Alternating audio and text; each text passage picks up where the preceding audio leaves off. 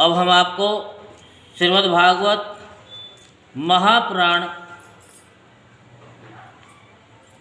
के 9वें स्कंद का 20वां अध्याय सुनाते हैं। पुरु के वंश, राजा दुष्यंत और भरत के चरित्र का वर्णन आपको सुनाते हैं। सो आप मन को एकाग्र करते हुए भगवान की तत्व ज्ञान की, भगवान के श्री चरणों का ध्यान करते हुए भगवत प्राप्ति करने का प्रयास करें, जिससे आपके सारे कार्य सिद्ध हो सके। श्री सुखदेव जी कहते, परीक्षित, अब मैं राजा पुरु के वंश का वर्णन करूंगा। इसी वंश में तुम्हारा जन्म हुआ। इसी वंश के वंशधर बहुत से राजऋषि और ब्रह्मऋषि भी हुए हैं।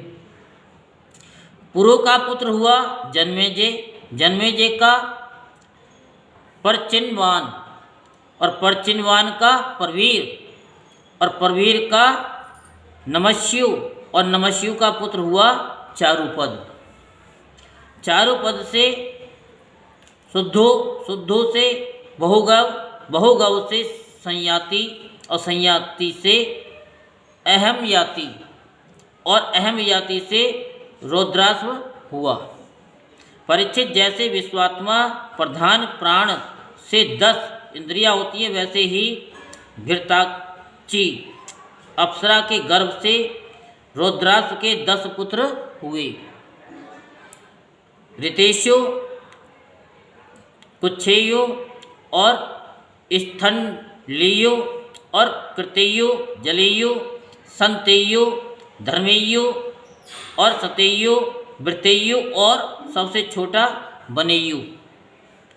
परीक्षित, उनमें से ऋतेयु का पुत्र रंतिभार हुआ, और रंतिभार के 3 पुत्र हुए, सुमति, ध्रुव और अप्रतिरथ। अप्रतिरथ के पुत्र का नाम था कण्व, और कण्व का पुत्र मेधातिथि हुआ। इसी मेधातिथि से प्रसकण्व आदि ब्राह्मण उत्पन्न हुए। सुमति का पुत्र रेभ्य हुआ। इसी रेभ्य का पुत्र दुष्यंत था। एक बार दुष्यंत वन में अपने कुछ सैनिकों के साथ शिकार खेलने के लिए गए हुए थे। उधर ही वे कण्व मुनि के आश्रम पर जा पहुँचे। उस आश्रम पर देव माया के समान मनोहर एक स्त्री बैठी हुई थी। उसकी लक्ष्मी के समान अंग कांति से वह आश्रम जगमगा रहा था। उस सुंदरी को देखते ही दुष्यंत मोहित हो गए और उससे बातचीत करने लगी। उसको देखने से उनको बड़ा आनंद मिला। उनके मन में काम वासना जागृत हो गई। थकावट दूर करने के बाद उन्होंने बड़ी मधुर वाणी से मुस्कुराते हुए उससे पूछा, कमल दल के समान सुंदर नेत्रों वाली देवी, तुम कौन हो और किसकी पुत्री हो? मेरे हृदय को अपनी ओर आकर्षित करने वाली सुंदरी, तुम इस निर्जन वन में रहकर क्या करना चाहती हो? सुंदरी, मैं स्पष्ट समझ रहा हूँ कि तुम किसी क्षत्रिय की कन्या हो, क्योंकि पुरुवंशियों का चित्त कभी अधर्म की ओर नहीं झुकता। शकुंतला ने कहा कि आपका कहना सत्य है। मैं विश्वामित्र जी की पुत्री हूँ। मेनका, अप्सरा ने मुझे वन में छोड़ दिया था। इस बात के साक्षी हैं मेरा पालन पोषण करने वाले महर्षि कण्व और वीर शिरोमणि। मैं आपकी क्या सेवा करूं? कमल नयन, आप यहाँ बैठिए और हम जो कुछ आपका स्वागत सत्कार करें उसे स्वीकार कीजिए। आश्रम में कुछ निवार तिन्नी का भात है। आपकी इच्छा हो तो भोजन कीजिए और जचे तो यहीं ठहरिए। दुष्यंत ने कहा, सुंदरी, तुम कुशी वंश में उत्पन्न हुई हो, इसलिए इस प्रकार का आतिथ्य सत्कार तुम्हारे योग्य ही है, क्योंकि राजकन्याएं स्वयं ही अपने युगपति को वर्ण कर लिया करती हैं। शकुंतला की स्वीकृति मिल जाने पर देश काल और शास्त्र की आज्ञा को जानने वाले राजा दुष्यंत ने गांधर्व विधि से धर्मानुसार उसके साथ विवाह कर लिया। राजऋषि दुष्यंत का वीर्य अमोघ था। रात्रि में वहाँ रहकर दुष्यंत ने शकुंतला का सहवास किया और दूसरे दिन सवेरे वे अपनी राजधानी में चले गए। समय आने पर शकुंतला को एक पुत्र उत्पन्न हुआ।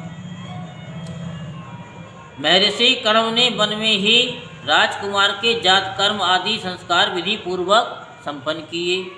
वह बालक बचपन में ही इतना बलवान था कि बड़े बड़े सिंगों को बलपूर्वक बांध लेता और उनसे खेला करता।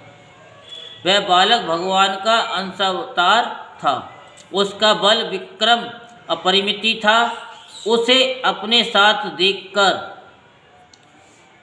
और लेकर रमणी रतन शकुंतला अपने पति के पास गई। जब राजा दुष्यंत ने अपनी निर्दोष पत्नी और पुत्र को स्वीकार नहीं किया, तब जिसका वक्त नहीं दिख रहा था और जिसे सब लोगों ने सुना, ऐसी आकाशवाणी हुई, पुत्र उत्पन्न करने में माता तो केवल धोकनी के समान है। वास्तव में पुत्र पिता का ही है, क्योंकि पिता ही पुत्र के रूप में उत्पन्न होता है। इसलिए दुष्यंत, तुम शकुंतला का तिरस्कार न करो, अपने पुत्र का भरण पोषण करो। राजन वंश की वृद्धि करने वाला पुत्र अपने पिता को नरक से उबार लेता है। शकुंतला का कहना बिल्कुल ठीक है। इसे गर्भ को धारण कराने वाले तुम ही हो। परीक्षित पिता दुष्यंत की मृत्यु हो जाने के बाद वह परम यशस्वी बालक चक्रवर्ती सम्राट हुआ। उसका जन्म भगवान के अंश से हुआ था। आज भी पृथ्वी पर उसकी महिमा का गान किया जाता है। उसके दाहिनी हाथ में चक्र का चिन्ह था और पैरों में कमल कोश का। महाभिषेक की विधि से राजाधिराज्य के पद पर उसका अभिषेक हुआ। भरत बड़ा शक्तिशाली राजा था। भरत ने ममता के पुत्र दिग्रतमा मुनि को पुरोहित बनाकर गंगा तट पर गंगा सागर से लेकर गंगोत्री प्रयत्न 55 पवित्र अश्वमेध यज्ञ किए और इसी प्रकार यमुना तट पर भी प्रयाग से लेकर यमुनोत्री तक उन्होंने 78 अश्वमेध यज्ञ किए। इन सभी यज्ञों में उन्होंने अपार धनराशि का दान किया था। दुष्यंत कुमार भरत का यज्ञ अग्नि स्थापन बड़े ही उत्तम गुण वाले स्थान में किया गया था। उस स्थान में भरत ने इतनी गौएं दान दी कि 1000 ब्राह्मणों में प्रत्येक ब्राह्मण को एक एक बद्ध 13,084 गौएं मिली थी।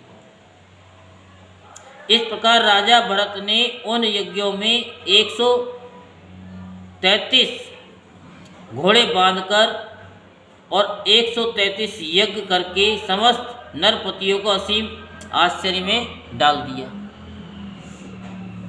इन यज्ञों के द्वारा इस लोक में तो राजा भरत को परम यश मिला ही, अंत में उन्होंने माया पर भी विजय प्राप्त की और देवताओं के परम गुरु भगवान श्री हरि को प्राप्त कर लिया।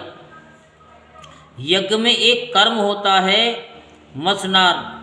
उसमें भरत ने स्वर्ण में विभूषित श्वेत दांतों वाले तथा काले रंग के 14 लाख हाथी दान किए। भरत ने जो महान कर्म किया वह न तो पहले कोई राजा कर सका था और न तो आगे ही कोई कर सकेगा।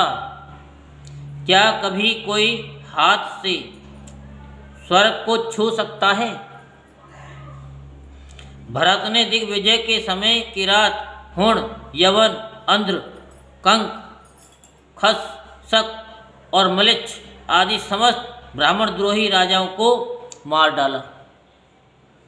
पहले युग में बलवान असुरों ने देवताओं पर विजय प्राप्त कर ली थी और वे रसातल में रहने लगे थे। उस समय वे बहुत सी देवांगनाओं को रसातल में ले गई थी। राजा भरत ने फिर से उन्हें छुड़ा दिया। उनके राज्य में पृथ्वी और आकाश प्रजा की सारी आवश्यकताएं पूर्ण कर देती थी। भरत ने 27,000 वर्ष तक समस्त दिशाओं को एक छत्र शासन किया। अंत में सार्वभौम सम्राट भरत ने यही निश्चय किया कि लोकपालों को भी चकित कर देने वाला ईश्वरीय सार्वभौम संपत्ति, अखंड शासन और ये जीवन भी मिथ्या ही है। यह निश्चय करके वे संसार से उदासीन हो गए। परीक्षित विदर्भ राज की 3 कन्याएं सम्राट भरत की पत्नियां थीं। वे उनका बड़ा आदर भी करते थे, परंतु जब भरत ने उनसे कह दिया कि तुम्हारे पुत्र मेरे अनुरूप नहीं है, तब वे डर गईं कि कहीं सम्राट हमें त्याग ना दे। इसलिए उन्होंने अपने बच्चों को मार डाला। इस प्रकार सम्राट भरत का वंश वितत अर्थात विच्छिन्न होने लगा। तब उन्होंने संतान के लिए मरुतस्तोम नाम का यज्ञ किया। इससे मरुगणों ने प्रसन्न होकर भरत को भरद्वाज नाम का पुत्र दिया। भरद्वाज की उत्पत्ति का प्रसंग यह है कि एक बार बृहस्पति जी ने अपने भाई उतत्ते की गर्भवती पत्नी से मैथुन करना चाहा। उस समय गर्भ में जो बालक दिग्तमा था उसने मना किया, किंतु बृहस्पति जी ने उसकी बात पर ध्यान नहीं दिया और उसे तो अंधा हो जा ये शाप देकर बलपूर्वक गर्भाधान कर दिया। उतत्ते की पत्नी ममता इस बात से डर गई कि कहीं मेरे पति मेरा त्याग न कर दें, इसलिए उसने बृहस्पति जी के द्वारा होने वाले लड़के को त्याग देना चाहा। उस समय देवताओं ने गर्भस्थ शिशु के नाम का निर्वचन करते हुए कहा। बृहस्पति जी कहते हैं कि अरे मूढ़े, ये मेरा औरत और मेरे भाई का क्षेत्रज इस प्रकार दोनों के पुत्र द्वाज हैं, इसलिए तो डर मत, इसका भरण पोषण कर। इस पर ममता ने कहा, बृहस्पति ये मेरे पति का नहीं, हम दोनों का ही पुत्र है, इसलिए तुम ही इसका भरण पोषण करो। इस प्रकार आपस में विवाद करते हुए माता पिता दोनों ही इसको छोड़कर चले गए। इसलिए इस लड़के का नाम भरद्वाज हुआ।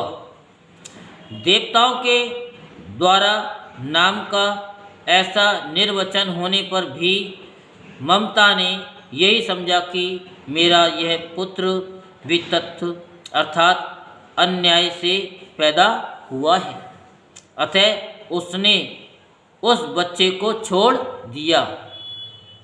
अब मर्दगणों ने उसका पालन किया और जब राजा भरत का वंश नष्ट होने लगा तब उसे लाकर उनको दे दिया।